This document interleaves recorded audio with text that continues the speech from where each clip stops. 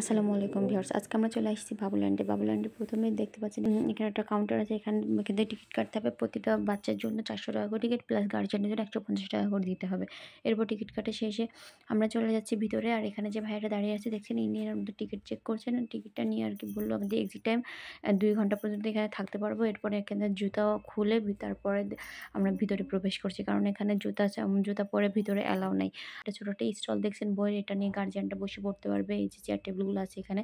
এছাড়াও এখানে fast food item আছে, এখান থেকে নিয়ে সেটা খেতে পারবে। অবশ্যই এটা আলাদা করে এক্সট্রা পেমেন্ট করতে হবে ফাস্টফুডের জন্য।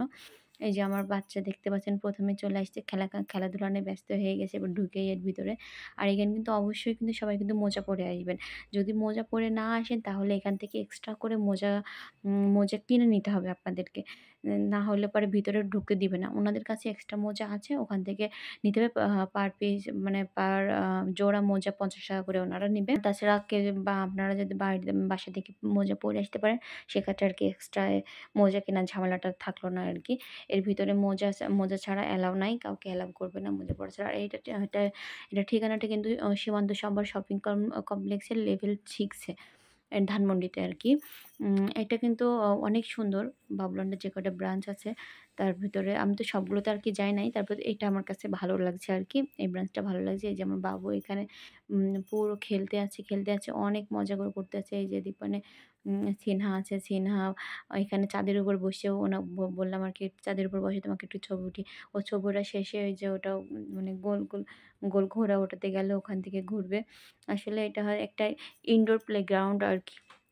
এখানে আ অনেক বাচ্চারা এই টুকটাক আসে। বিশেষ করে ছুটির দিন যদি আসেন, ছুটির দিনে অনেক ভিড় থাকে, অনেক বাচ্চারা থাকে। এখানে শুধু খেলতে থাকে আর মজা নিতে থাকে। এই যে এখানে এসে স্প্রিং এর উপর ফায়াজ হচ্ছে গিয়ে খেলতে শুরু করেছে। ফায়াজ প্রথমবার যখন আসছিল তখন কিন্তু ফায়াজ কিন্তু এই স্প্রিং এর উপর লাফ দিতে কিন্তু অনেক ভয় পাচ্ছিল। কান্নাও করে দিছিল। কিন্তু এইটা এখানে আবার সেকেন্ড টাইম আসলো, যার কারণে আরকি এখন আর ভয়টা করতেছে না। ভয়টার ভিতরে কাজ করতেছে না। ও কিন্তু মজা করতেছে। এখানে অনেক মজা করতেছে, খেলতেছে। মানে ও খেলতেছে, খেলতে সবাই যখন নেমে গেছে, এখন ওর আর একা খেলতে ভাল লাগছে না। এইজন্য ও নেমে চলে যাবে। এখান থেকে নেমে যেয়ে ও বলতেছে আরকি যে ও বলের ভিতর যেয়ে খেলবে। এইজন্য যে একাই নেমে পড়ছে। ও একা নেমে পড়ে এখন সিনা চলে গেছে বলের ভিতরে খেলার জন্য। ও চলে যাবে বলের মানে ও অনেক ছোট, তো তার জন্য আরকি এই এতগুলো বলের ভিতরে ও হাঁটতে পারতেছে না। ওদিকে সিনা ওদিকে যে একা খেলতেছে। আর ও এখানে চুপ মেরে বসে রয়েছে। এই জায়গা থেকে নড়তেই পারতেছে না এতগুলো বলের ভিতরে। এইজন্য বলের ভিতরে শুয়ে পড়তেছে। শুয়ে হাত পা নেড়ে খেলতেছে। সাঁতার কাটতেছে আরকি। যে বাচ্চারা এখানে পিছলে খেলা করতেছে আর এখানে ও দেখতেছে। মানে এখানে যে আর এখানে মানে ২ ঘন্টা তো বাচ্চারা খেলতে পারবে। ২ ঘন্টা সময় আছে। একটা টিকিট কাটলে ২ ঘন্টা পর্যন্ত বাবুরা খেলতে পারবে। এই ২ ঘন্টা পুরোটা সময় ফায়াজ খেলছে। মানে ও একটুও রেস্ট নাই, বসে নাই। সারাক্ষণ খালি খেলতেই আছে। আর আমি খালি ওর পিছনে ঘুরতে আছি। এই আরকি। তবে এখানে যে আসলে আমার কি মনে হয় এখানে সবকিছু ঠিক আছে। তারপরে একটা জিনিস আরকি যেটা আমার খারাপ লাগছে আরকি, যে গার্ডিয়ানের জন্য যে ১৫০ টাকা করে নিছে এই ব্যাপারটা আরকি। তো এখানে তো গার্ডিয়ানের তো কোনো এখানে বা কিছুই করার নেই। শুধুমাত্র বাচ্চারা খেলবে বা গার্ডিয়ানরা পিছন ঘুরবে।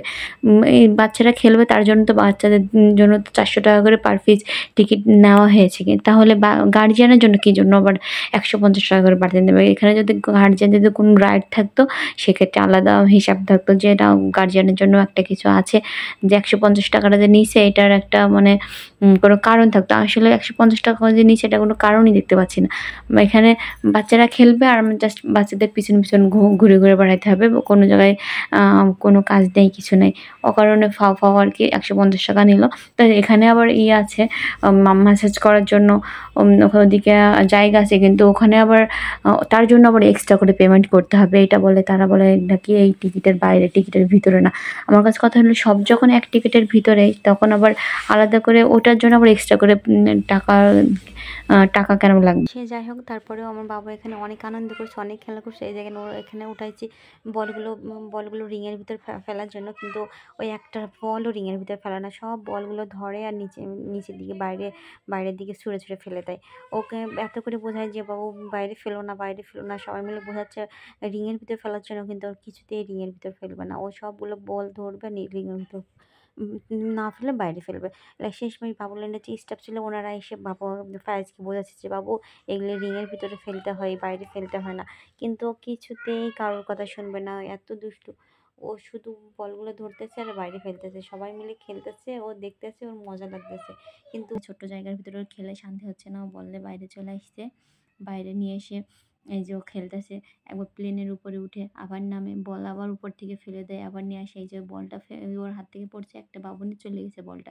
এইজন্য আবারও চলে যাচ্ছে বলের ওখানে যে বল নেওয়ার জন্য। এই যে আবার একটা বল নিছে, এই যে বল নিছে আবার নিয়ে আবার চলে যাবে। ও খালি বল নিতেছে আর চলে যাইতেছে। ও আমি ওকে এত করে বলতেছি যে, "বাবা এখানে এমন করে খেলে না, ভিতরে যেয়ে খেলো।" কিন্তু কারো কথা শুনবে না। বাবুল্যান্ডের যে স্টাফরা আছে ওনারাও বলতেছে যে, "বাবু এভাবে খেলে না, ভিতরে যেয়ে খেলো।" কিন্তু ও কোনো কথা শুনতে রাজি না। ও সে বল নিয়ে প্লেনের ভিতরেই উঠবে, এখানে এসেই খেলবে। কি আর করব, লাস্টে দেখলাম যে একটু খেলতেছে, খেলতে চাচ্ছে যখন তখন খেলুক। আমি আর বেশি কিছু বললাম না আরকি। স্টাফদের বললাম যে, "একটু খেলতেছে তো খেলুক। আমি বল পরবর্তীতে ওখানে রেখে দিয়ে আসবো, জায়গায় রেখে দিয়ে আসবো।" এরপর ওর বল খেলা যখন শেষ হয়েছে, বল খেলা শেষ হওয়ার পরে ও আবার এই যে দৌড়াদৌড়ি ঘোরাঘুরি করতেছে। এখানে সেখানে যাচ্ছে খালি। ওই যে ওখানে সিনা যে খেলতেছে, বাস্কেট খেলতেছে, এইজন্য আবার এখানে চলে আসছে। আসছে আবার বল নিচ্ছে। মানে খালি যতক্ষণ সময় এখানে ছিল ততক্ষণ খালি দুষ্টামি আর দুষ্টামি। ও একবার এদিকে যায়, একবার ওইদিকে যায়। আর আমি ওর পিছ খালি এইদিক, ওইদিক, এইদিক, ওইদিক করতে থাকি। ও মানে ও দৌড়াইতেছে, আমার তো মনে হয় জানি ওর কোনো ক্লান্তই লাগতেছে না। ও যেন আরো ভাল লাগতেছে। আর এদিকে আমি ওর পিছনে ঘুরতে, ঘুরতে আমি পুরো টায়ার্ড। মানে কি এক অবস্থা। উম ও এত পরিমাণ খুশি এখানে, আর এখানে তো অনেক বাচ্চা, বাচ্চা দেখেও অনেক আনন্দিত। আমার বাসায় থাকে সারাক্ষণ। ঢাকা শহরে বাচ্চারা তো কেমন জানেনই তো, বাচ্চাদের তো সেরকম একটা পায় না। সারাদিন বাসায় একা, একা থাকে। আমার সাথে থাকে, আমার সাথে খেলে। আর এখানে এসেও অনেক বাচ্চা দেখতেছে একসাথে। যার কারণে আরকি ওর অনেক ভাল লাগছে, অনেক খেলতে ভাল লাগছে। এই আরকি। ওর আম এখানে কিন্তু অনেক বাচ্চারা থাকার কারণে কিন্তু ওরা কিন্তু খুব মজা করে কিন্তু সব বাচ্চারা একসাথে মিলে খেলতে পারে। এটা বেশ ভালো। কারণ বাচ্চারা মানুষের ভিতর থাকলে পরে ওদের ব্রেনও শার্প হয়। এরপরে এই যে এখানে যে জায়গাটা দেখছেন, এখানে বাচ্চাদেরকে ডান্স শেখাচ্ছে, ডান্স করাচ্ছে আরকি। বাবুল্যান্ডে ২ টা স্টাফ এই বাবুদের বাচ্চাদেরকে ডান্স করা শেখাচ্ছে, কিভাবে ডান্স করবে আরকি। এনাদের নিজস্ব মিউজিক আছে, মিউজিকের মাধ্যমে তো ফায়াজও সবাইকে যখন ডাক দিয়েছে, ফায়াজও তখন চলে আসছে সবার সাথে এখানে এসে কিন্তু সবাই ডান্স করতেছে। আর ফায়াজ এখানে দাঁড়ায় রয়েছে। ওই যে পিছনে দেখেন লাল গেঞ্জি পরে দাঁড়ায় আছে ওখানে। ও না ও ও নাচতে ও নাচ বুঝতেছে না কিভাবে নাচবে কিনা। ও কি করছে, যে বক্সে যে গান বাজতেছে মানে মিউজিক বাজতেছে, ওই বক্সের ওখানে সামনে যেয়ে চুপ মেরে দাঁড়ায় আছে। সবাই নাচানাচি করতেছে আর ও ওখানে বক্সের ওখানেই দাঁড়ায় আছে। আর এভাবে খেলাধুলার মাঝখানে বের হয়ে গেল ২ ঘন্টা, আর আমাদের যাওয়ারও সময় হয়ে গেছে। সো ভিউয়ার্স, আজকে এই পর্যন্তই। সবাই ভালো থাকবেন, সুস্থ থাকবেন, সবল থাকবেন আর আমাদের জন্য দোয়া করবেন আমরা যাতে ভালো থাকি। আল্লাহ হাফেজ।